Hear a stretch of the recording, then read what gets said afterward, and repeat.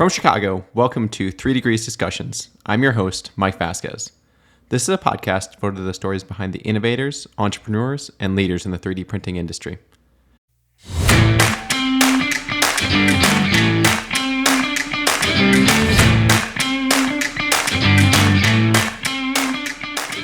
Very different about the Keck Center and other centers with Additive. Well, there's several of them, but we saw that early on. These pieces of equipment are very expensive, right? Especially maintaining them.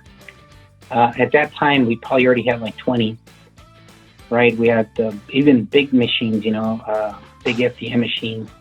We had, we got the metal system, but also something that we learned early on is to start working with industry. So within the Keck Center, there's a recharge center that we actually do services for the outside. And we kind of started that. That was Frank Medina. Frank is an associate professor and director of technology and engagement at UTEP and the WM Keck Center for 3D printing innovation. Frank is a world-renowned expert in the area of additive manufacturing and electron beam melting. He has over 18 years of experience in AM and has educated over 1,000 scientists and engineers in the areas of metals, technology, processes, and advanced applications. He has published and contributed to over 120 peer-reviewed journal and conference proceedings. Additionally, he has been awarded 9 additive manufacturing patents, with several other patents pending. Throughout his career, his research interests have centered around additive manufacturing, with a heavy emphasis on the acceleration and advancement of the manufacturing readiness of metal AM technology. Before we get started, head over to www.3degreescompany.com and subscribe to the podcast. Remember, you can listen to the show anywhere you download your podcasts, including Spotify, Apple, Amazon, or Stitcher. Well, thank you so much for joining the show today, Frank. I'm excited for this conversation. You have a great depth of experience in the AM industry from a lot of different perspectives. So maybe let's just start at the beginning. What got you interested in engineering and maybe even 3D printing? Okay, perfect. Yeah, so I started kind of young in engineering. My dad was doing a master's at UTEP, actually, in industrial engineering, and that's kind of what got me all involved, started in it. When he was here at UTEP doing his master's, he started kind of late to get his master's. I think he was 35, 40, and he met a professor or a consultant that kind of got me into engineering. So I started working at an engineering consulting firm really young when I was in high school. So what happened there, that's kind of when it kicked in that I needed to get a PhD in mechanical engineering, because that's what he did, right? He was a professional witness, and he would have all these cool cases. I was kind of like his, I would do everything, from cleaning to cutting grass to everything. But I kind of grew up with this company, which was an engineering consulting, which was called Southwest Engineering. Dr. West, I was the one that kind of guided me through everything. And from there, I graduated high school, and I really got into engineering. So UTEP has a really good engineering school, and I started going into mechanical engineering, right? And in '97, that's when I really got together with my mentor, Dr. Ryan Wicker, right? He's has a world knowledge of experience, especially in additive. But when we started early on, when I started working for him as an undergrad in '97, we didn't really have an additive manufacturing lab. We had an engine lab that he had started earlier, and I kind of started helping him with that. And what happened there, we were very successful with engines, with internal combustion. We were doing a lot of different challenges, ethanol vehicle challenge. GM was putting all these challenges, and we were very successful. But then Dr. Wicker had an opportunity with another professor that he's no longer with us, Dr. Quintana. He was the chair of the department, and he had some funding. And he said in 2000, he said, well, I have this money, and I need to do something with manufacturing, and I don't know what to do. And that's when Dr. Wicker, jumped in, and that's when we first bought our first FDM 3000. So back in 2000. So we had the engines lab. We started this new laboratory, which was called the Border Biomedical Manufacturing Lab in 2000, right, with this little old FDM 3000, which we thought was really, really cool. Right, right away we started building parts for local companies. I don't know if you know, El Paso is a border town, next to El Paso is Juarez, right? So there's tons of maquiladoras in the area. So we started using this FDM 3000 to build parts for like Delphi, other companies in the border area. So we started looking at all that. What was your first impression of 3D printing? Kind of was that your first experience seeing that machine, or had you just kind of been? No, in 2000 that was my first experience. You know, I've seen it. I was looking at it, but we didn't have that. You know, I still remember my first time that I used AutoCAD.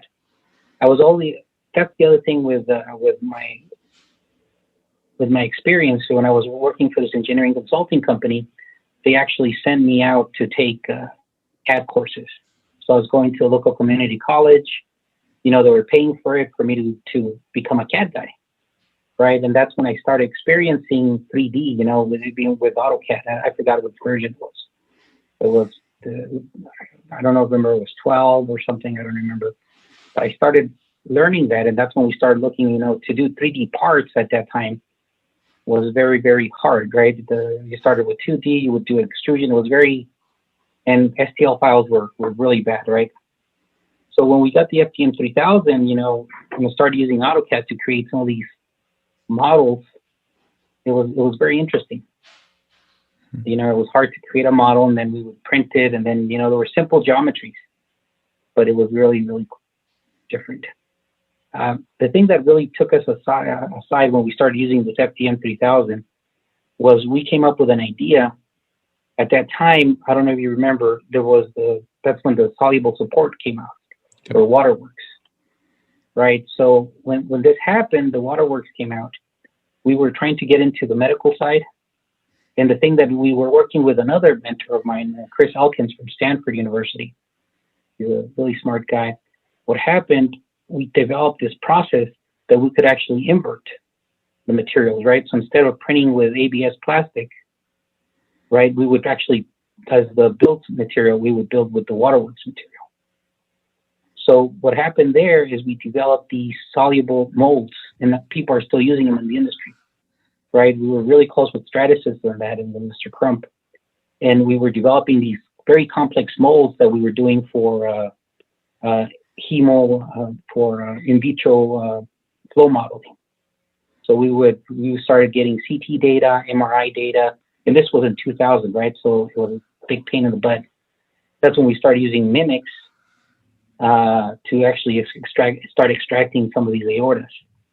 And what we developed with this Waterworks support, we were able to create very complex aortas, you know, by developing this technique to make them. We actually would dip them in silicone and then cure them, and then we would develop, and then we would dissolve the material away, and then we would have these compliant vessels, you know, which was kind of crazy, right? Because at that time, now it's really easy to print, or, you know, some of these with the new binder jetting technology and everything, but we were actually doing really complex structures, hards. We were printing hards, and we were able to use these models to put them into particle image velocimetry, which we were actually doing with lasers and cameras, and we can actually see all the different turbulent flow. So we were really pioneers in this area in early 2000s. So we had several patents, we had several journal papers that we did on this, you know, so we were doing really good in the medical side. And when did just with these little FDM 3000, yeah. And so all that work kind of came from one machine, and now you guys have dozens of machines, kind of probably one of the biggest facilities, certainly in the US. Yeah, we have over 50, 60, yeah. How did, when did it kind of shift and said, okay, like this is a machine, like is a new tool that we have versus like, this is like a industry approach that we can educate students and be research partners with industry? Like when did that shift? So that came later on. The thing that we were really focused on bio, right? So I was really developing code for biomodeling, using all these softwares to develop these very complex flow models, right? That we were doing consulting with different doctors. We were developing tools that the doctors could actually go in and practice with before they would do. So we were doing a lot of pre-surgical modeling too. So that's another area that we really got into early on with local doctors doing a lot of pre-surgical modeling. So that's what we were doing. At that time, we really thought that we were going to be really focused on bio. And this machine allowed us to get which is a very prestigious grant that Dr. Wicker got, was with the Keck Center. That's when we got our first $1 million in 2001, and that's why we're considered the Keck Center. Okay. Right, and with that money, we started buying other technologies. Right, so that's how it started exploding. Right, we had the FTM 3000. With that money, we bought an SLA 250. I don't know if you remember those. With the, this one was really cool because it had the V blade or the vocoder. So we're able to create a lot of stuff. And with that, we just started growing, just for education. We had a lot of students. We started teaching classes in additive manufacturing. I used to teach a winter semester on biomodeling, right, to teach students to get local data, and we would actually develop models and even for pre-surgical planning and also for implants. So that was really cool. So we started doing a lot of bio. After that, we started getting into hydrogels too, right? So we started to develop and print. We have several patents on that in hydrogels in the early 2000s, right? So we were really focused on. But what we started noticing at that time is that it started to get harder to get funding for medical applications, right? So that's when we kind of started shifting away from modeling. We still have a beautiful cell culture facility here in our center. We have now we have two centers, or not two centers, but two buildings, right? The Keck Center, which we have the majority of the metal stuff and some polymer stuff, and now we have a downtown facility. That's more for teaching, and that's other grants that Dr. Wicker has been able to get in this, throughout time. So but we started. Oh, go ahead. No, finish your thought there.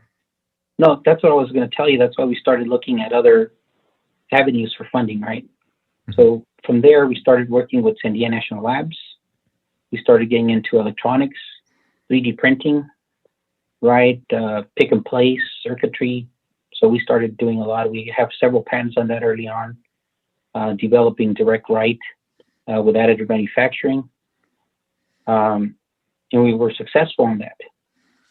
And then, but what happened to us back in 2007, we had the opportunity again. Before that, we were just in polymers, right? So we had tons of publications in polymers, FDM. We have a really good relationship with Stratasys. But what happened is when Stratasys, we had a good relationship with Stratasys. And what would happen, because of our relationship with Stratasys, whatever they would sell, we would actually buy. Right, so I don't know if you remember, Stratasys used to sell Object before they merged together. So that's when we bought our first 333 back in 2005. I forget exactly the date. So we started getting into binder jetting, right? And then from there, we started also developing materials for binder jet. So we started also doing that. And another thing that really changed, especially in my career, I had a lot of experiences with polymers, thermosets, thermoplastics. But then in 2007, when Stratasys started selling RCAM equipment, we bought one of their RCAM systems. So in 2007, we bought a A2, RCAM A2. And then that's when I kind of I got turned on, and I said, well, I really want to focus on metals. So that's when we started, when we got the A2, we really focused, or my shift, we had other professors focusing on polymers, but I really wanted to focus on metals. And that was my turning point.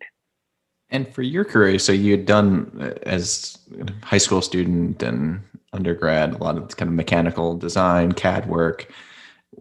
Did you have a proclivity to kind of materials as well? Because I think you have your PhDs in materials, right? Correct. So yeah, so my bachelor's was mechanical, my master's was mechanical. So what we did early on, that was what's really cool with the polymer side. We were really developing a lot of new machines. So what was kind of cool about us is that we had we had SLA 250s, right? We would purchase a bunch of these, and then we would create our own machine. So we had technologies that we were developing with multi-materials using stereolithography. We had technologies we would get later on. We would buy several FDM 3000s, because what was great about that machine was it was completely open. So you can do your own polymer extrusion, change the different temperatures. We said, this is really cool, Stratus eventually locked that down. But because we had a bunch of all these other machines, we started buying all these older machines and started creating our Frankenstein machine that you were able to print on walls. You were able to print on, all different types of surfaces. We started getting into multi-material printing, so we have several patents on that. Like we said, electronics before, but in 2007, that's when my entire shift. I just wanted to focus on said metals and materials. I said, this is really, there's always going to be room for plastics, right? Of course, they're always going to be, especially with carbon coming out, for thermal sets, FDM, Stratus store, they're really focusing a lot on the higher temperature, more durable materials. But for me, that was the turning point to focus on metals. So with the Arcan system, we did a lot of really cool projects, especially early on in 2007. We published a lot. There was not a lot of characterization journals so we really focused on that, especially with Type 6.4. And the unique thing, I imagine, somewhat from academia, and that the conventional way that people think about academic research and academia is that generally it's for really long-term research, right? Like you're looking out 5, 10, 30 years almost. But with additive, it seems like it's much more tangible on the cutting edge, right? Like where you're some of the stuff that you're doing, whether it's medical, whether it's in the metal space, that can have an immediate impact in industry if you develop a new alloy or a new machine system or a new laser parameter approach. So was that appealing to you in terms of kind of staying within the academic kind of center at that part of your career? So it was a little bit, what's kind of very different about the Keck Center and other centers with additive, well, there's several of them, but we saw that early on, these pieces of equipment are very expensive, right? Especially maintaining them. At that time, we probably already had 20, right? We had even big machines, big FDM machines. We had, we got the metal system, but also something that we learned early on is to start working with industry.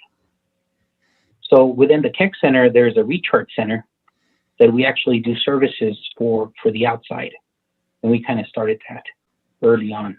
Like I said, we were working a lot with the maquiladoras from Juarez, so we were doing design for them. We were doing analysis. We were doing some quality control. At the time we also had early on, we had micro CT capabilities, right? So we were really a one-stop shop for a lot of these companies, and that's really what also kind of set us apart. And then also that's what kind of maintained. We were okay in getting grants, but this funding source also would help us to reinvest in ourselves and continue to grow the center, right? So that was a really cool moment.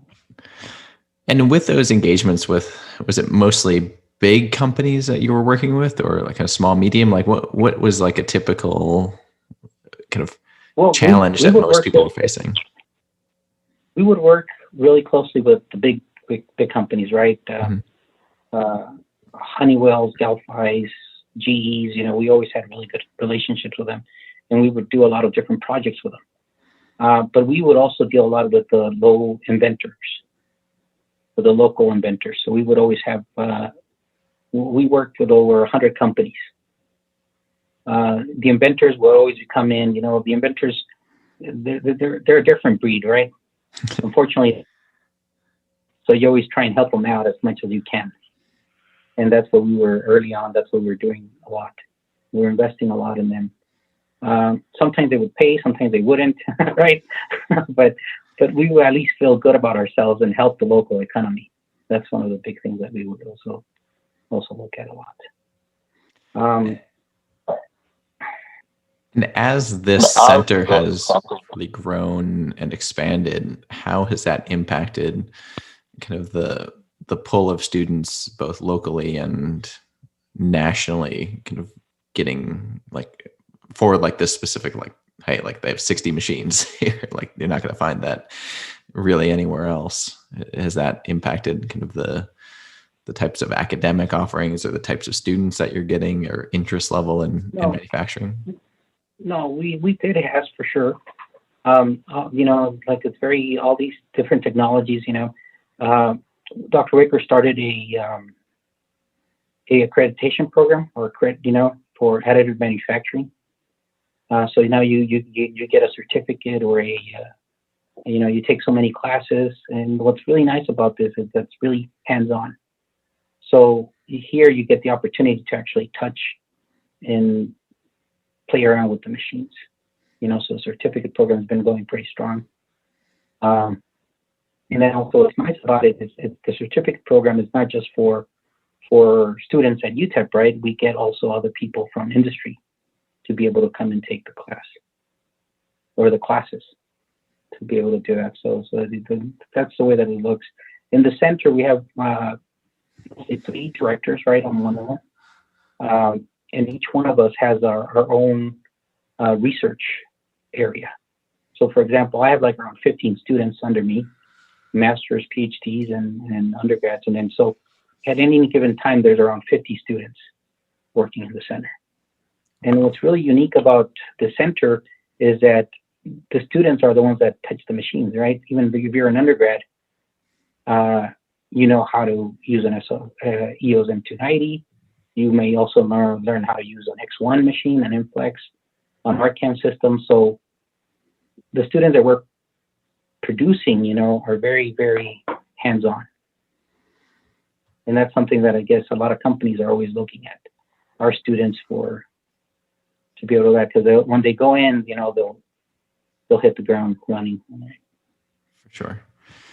And through your career, have you always been at UTEP? I mean, you did your undergrad and some of your graduate work there, and you're working there now. You're from campus, but kind of I'm back. Yeah. What's can you fill in some of the rest of your story as well? No, correct. Yeah. So with my story, like I said, I did my undergrad. I finished in 2000. I did my master's in 2005. And then what's kind of funny about me, I've always been very business oriented, right? Figuring out, of course, it's always helped me with getting grants, making contacts, making everything. So I wanted to get an MBA, right? So I was actually almost finished with my MBA, and then I had my first son. And then that's when my wife told me to stop that, right? So I had to go back to just focusing on engineering. But then what happened with me, I had an opportunity with Dr. Wicker and Dr. Murr, which we actually still work with him, but he's already retired. They actually told me, why don't you just finish or doing a PhD? I was working in 2000 when I graduated. Right away, I got an opportunity to become the manager for the facility, right, a center manager. So from there, from 2001, when we started, to 2013, I was the center manager, so for a long time. And in 2013, after, they told me just do your PhD, I did it, and then I graduated, and then I kind of you kind of feel that itch, right? What am I going to do? Should I just stay here for the rest of my life? It wouldn't have been a problem. But then I got a really good opportunity from RCAM, to become one of their material scientists. I was, like I said, in 2007, we were doing a lot of great stuff with the RCAM technology, with electron beam melting. We were developing a lot of new alloys, right, or processes or parameters for new alloys. I've probably done over 30, 40 different alloys that we've done or gotten to work with the EBM technology. Some of the hard stuff like tungsten, niobium, refractive alloys, some of the nickel superalloys, and even some of the aluminums. So that expertise that I got in that time, I guess, and have really good relationship with RCAM, especially with the VP of Research and Development, and then he offered me a job. So I guess I kind of accepted it, right? It was kind of tough leaving UTEP, especially since '97, working for the same professor, right, Dr. Wicker. And then from there, I left to RCAM, and I was stationed at Oak Ridge National Labs at the NDF for about 3 years. So there, I was developing themes and working with. I was leading their R&D in the U.S., and then also I was working with a bunch of different companies like Honeywell, Pratt & Whitney, which I have really good experience before, GE, to getting some of the materials qualified and solving some of their issues. So yeah, so from there to there, I was at. And great experience. And then what's the kind of completing the circle? How did you make it back to UTEP? Oh, so then I got another really good opportunity. Unfortunately, at Oak Ridge, I loved Oak Ridge. We still have a house in Oak Ridge in Tennessee. It's a beautiful area. I think I'll probably retire there or go and live, later on. When I retire, which is probably 25 years from now, 30. But what's going on is from there, I had a good opportunity to go to the Edison Welding Institute, EWI, and become one of their technology leaders in additive manufacturing. So it was a really good opportunity. It was dealing with not just EBM technology, but looking at all different technologies, leading their, they had a really good program, the Additive Manufacturing Consortium, right? That's something that I was part of early on in 2009 when it got started. And then so I decided to go over there, The opportunity that they had was at Buffalo, New York. So I went to Buffalo, New York for about another 2.5, 3 years. Right, I took my entire family there. It was a great opportunity. Eventually, I started leading the Additive Manufacturing Consortium. I was a director for about 2.5 years, and really grew that consortium. It's probably up to, I forget, like 40 members. So we were having a lot of input there, really started getting into F42, ASTM, which I'm still very, very active in. I'm one of their sub chairs for the Materials and Processes group. And it was a really good. Buffalo, New York is a wonderful place, except when it's cold, right? Unfortunately, my wife kind of told me, we have to. Too cold for me here, so I'm moving back with or without you. So, so I had an opportunity to come back to UTEP. Okay. Thanks to the president and my advisor. So that's where I'm at here. And I've been here for 3 years again. Fantastic. And over that time, kind of how have you seen the additive manufacturing industry change? I mean, you've been in it since kind of the beginning, and you've operated machines and got to work with a lot of different companies. Are there kind of any trends that you're seeing in 2021? Well, like you said, I've worked in several companies, so it's really interesting, right? So I worked in academia, right? So it's very different, especially always looking for funding, right? Then I worked for a private company, which was RCAM at National Labs. I was at Sandia National Labs for about a year or two early on. So you also get to figure that out, right? Working for the government.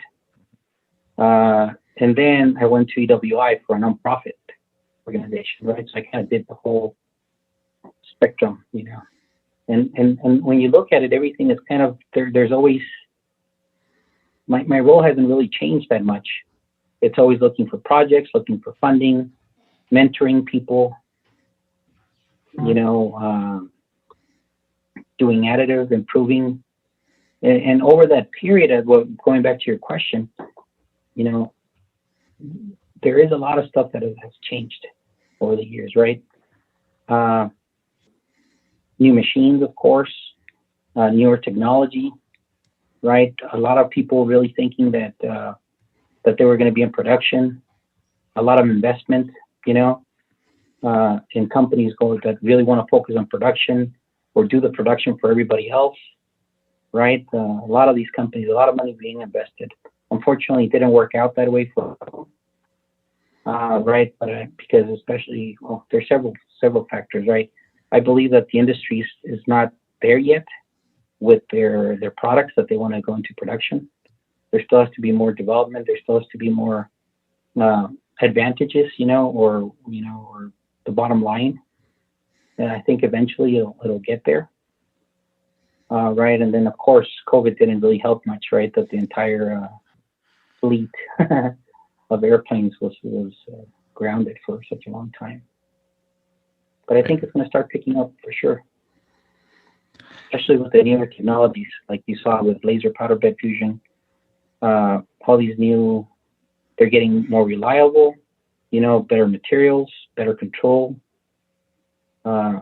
Unfortunately, there's a lot more data coming out, but we still have to figure out what to do with it. All right. And, but yeah, I think it's looking better. And the other good thing is that it's not just laser powder bed fusion or powder bed fusion. There's other technologies that are also coming up, like laser, direct energy deposition, wire, so there's a whole broad spectrum of new technologies that people are actually starting to look at for production. And with this kind of growing trend to kind of productionize additive manufacturing, I think more and more people are seriously considering it in terms of some of the supply chain issues over the last year with COVID. Are you seeing kind of from the government side? I mean, there's been an executive order from the president about kind of enhancing supply chain with not necessarily with additive, but in general. Are you seeing that kind of filter down through the university structure, given all the manufacturing capabilities you guys have? We have, especially in a lot of different calls. Mm-hmm. Now there's a lot of opportunities for additive manufacturing. You see, I'm still trying to figure out more see what's going to happen, like with SBIRs, STTRs. We also work with a lot of small companies and been very successful getting phase 1s and phase 2s. But I do definitely believe that there's going to be more and more funding, especially in the Department of Energy, right, for additive manufacturing opportunities. The Department of Defense has been great for many years. You can't complain. But I think you're going to start seeing a little bit of a shift from Department of Defense to the Department of Energy. Sure. And of course, NASA's always been pretty, especially in the last couple of years, there's been more NASA funding too. And what do you see from kind of the workforce side? I mean, you guys train engineers on a daily basis. Do you see kind of what's the workforce equation look like for you guys? Is there enough jobs in the additive manufacturing center for your graduates, or is there a lag, or where's the supply? Where's the demand? No, well, we have a really good relationship with Lockheed Martin. Mm-hmm. Lockheed Martin hires, the mechanical engineering is kind of unique here at the university. I think last year we had over 1,500 students just in mechanical engineering, so it's been pretty successful. And what we see at UTEP is like 80% of our students go to Lockheed Martin. It's kind of crazy, or a big chunk. And then also what we're starting to see, like all my students, the ones that have been graduated, they go into industry and they do find additive manufacturing jobs. Right. Okay. So they might go to Lockheed, they might go to national labs, right? They might go to machine manufacturers. Right. So there's always a strong demand. That's fantastic. And I think as it continues to evolve, especially with the kind of excitement around manufacturing and investment, at least some of the things we're seeing is that the appeal for manufacturing, where it's you're using cool machines that have lasers and you're doing 3D design. Like it's not kind of your typical or stereotypical perception of what manufacturing is. It's a little bit different now with some of these new machines and printing with metal and welding, and it looks different than it did 30 years ago, at least in kind of the real world. Something also that we're really focused on here at UTEP, and we've been very successful early on, is we've been doing a lot of training. So we also, we have the certificate program, but we also do training for the Department of Defense. So we are with America Makes. We're one of their training hubs, I guess. We've pretty much trained from Saudi Arabia to all the different types of bases, right? From the Army, the Marines. So that's something that we do. We take, because of COVID, we've been doing it a lot online. But we actually go to the bases, we take machines, we do a lot of hands-on training for the Department of Defense. And last year we received some funding, which now we call the Drive AM program. In this program, now we're also focusing not just on Department of Defense, but we're also focusing on soldiers that are coming out. Like, for example, Paso is Fort Bliss is here, one of the biggest bases, White Sands Missile Range. So there's a lot of military that are coming out of the military, right? And then we're giving them an option to learn more about additive manufacturing so they can also start getting into the industry. That's fantastic. So that's something that we're going to start pushing really hard. Very cool. Awesome. Well, is there any other kind of exciting things kind of happening that either in 2021 or as we come out of COVID that you'd like to highlight for what's happening in either your career or at UTEP?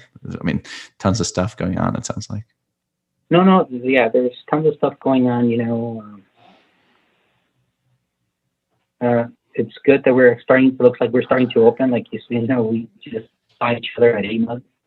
I thought that was a really good event, very well attended, very well organized. They did a really good job. And I think, more conferences are going to start popping up again. I think in July or June, I have to be at AMPM, the PowderMet conference. That one's also going to be in Florida, right? And then Rapid, we're going to have Rapid, and we'll see.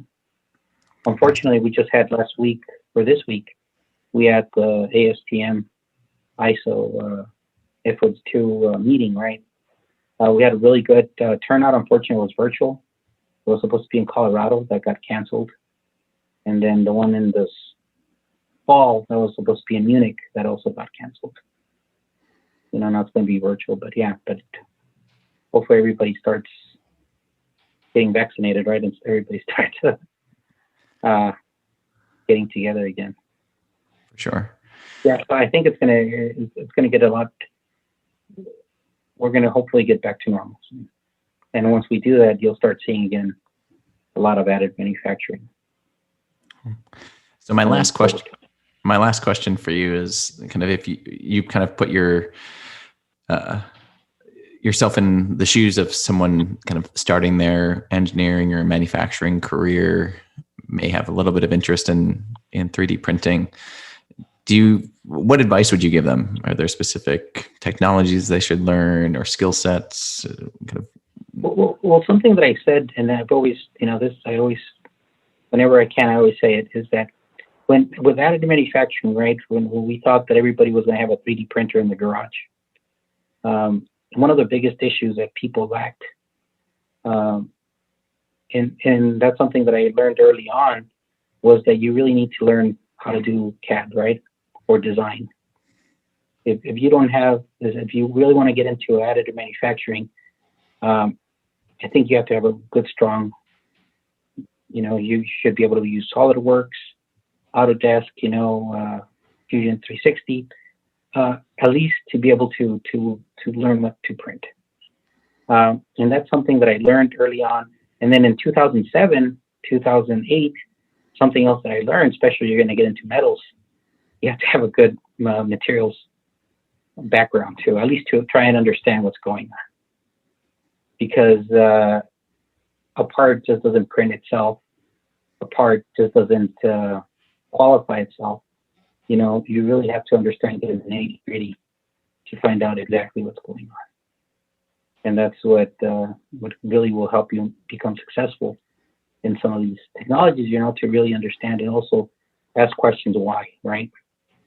Not just it looks good, but there's tons of voids, not the correct microstructure, you know, everything's wrong because you started with the wrong powder, size distribution, you know, you started with the wrong chemistry.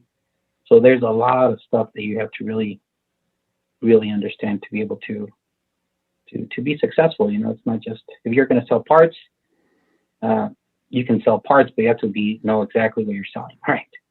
If you're selling machines, same thing. You have to really have the background to understand, and also be able to not just ask why, but also answer a lot of these questions.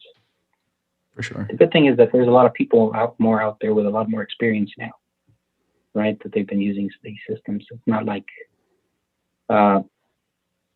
when it used to be, or something else that I always tell everybody, right? And this would happen to us. You know, we were designing machines early on in the 2000s, right? We were just building cool stuff. You know, we didn't really care as long as they printed. We were mechanical engineers, right?